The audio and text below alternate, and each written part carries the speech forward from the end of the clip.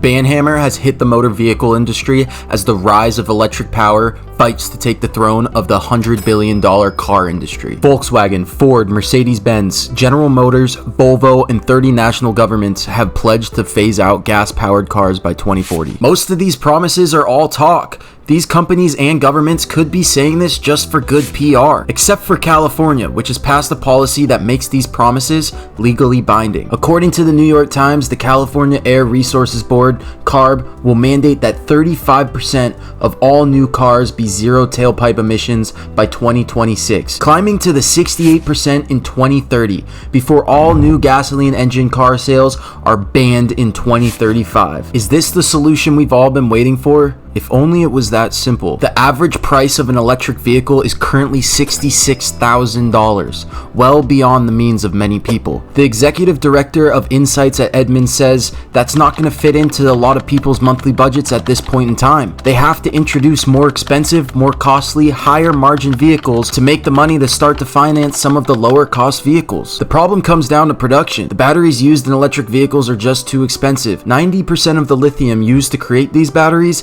is processed in China, which gives them dominance in the mineral market that is necessary to produce these batteries. Finding new partners to source these minerals is not going to be easy. An executive analyst with Cox Automotive, Michelle Curbs, says obtaining minerals from places with which we have trade agreements is going to be the biggest challenge because there's huge competition for that.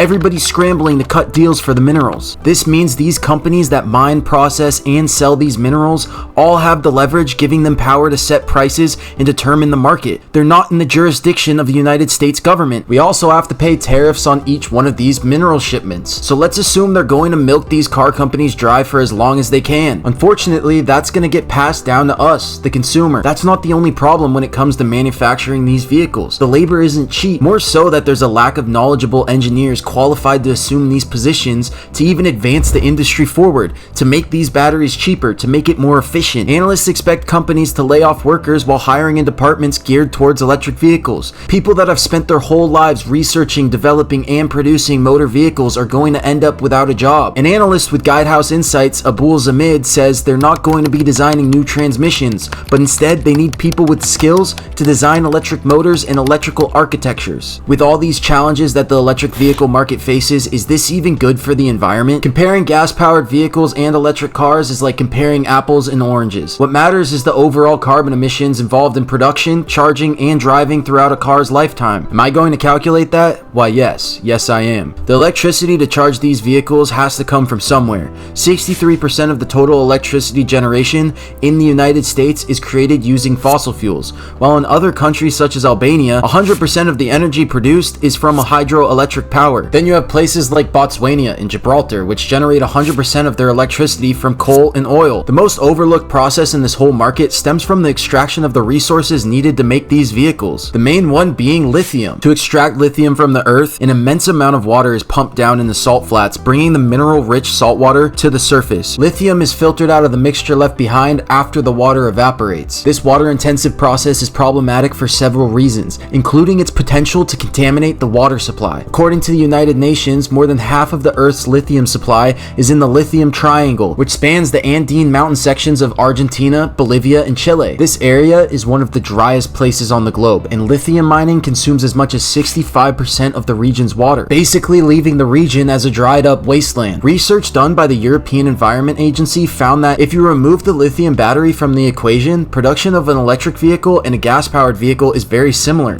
This gives the production of both vehicles nearly the same effect on the environment. The same study found when you add the battery back into the equation, the electric car emits more than 1.3 to 2 times the amount of greenhouse gases than that of a gas-powered car. Since there are no tailpipe emissions with electric vehicles, the last calculation is the recycling process, which is so expensive and nearly impossible due to the lithium batteries. Only about 5% of them even get recycled. The EPA reports that most lithium batteries end up in landfills, where their hazardous components can leak into the soil and groundwater. Landfills are also a major contributor of greenhouse gas emission. These batteries often vary in different shapes, sizes, and component ratios from one manufacturer to the other. Each one needs to be broken down in a different way, creating a highly labor and energy intensive process. So, The question we've all been waiting for: are electric vehicles a better solution for our environment? Here's a chart of greenhouse gases produced by both cars. You can see with the elimination of in-use carbon emissions, electric vehicles are able to cut back a huge chunk of the damage that is caused by using gas-powered vehicles. Although producing the energy to charge these vehicles is high, countries around the globe are working to switch to eco-friendly power sources such as hydro, wind, and solar. There is definitely work to do and a long journey ahead, but it's not looking good for gas-powered vehicles.